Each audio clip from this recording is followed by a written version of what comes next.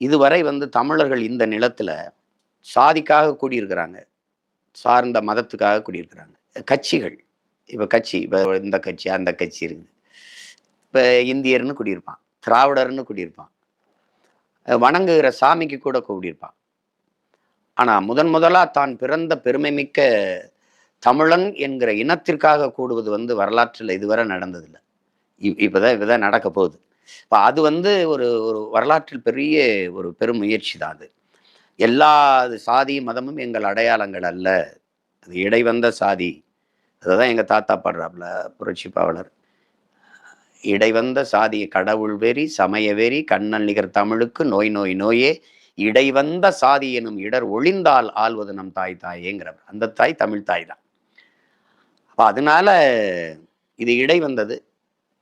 நாங்க எங்க பிள்ளைகளுக்கு என்ன கற்பிக்கிறோம்னா, எப்போது வந்தது இந்த சாதி மதங்கள் நமக்குள்ள அப்படின்னு ஒரு கேள்வி இருக்கு.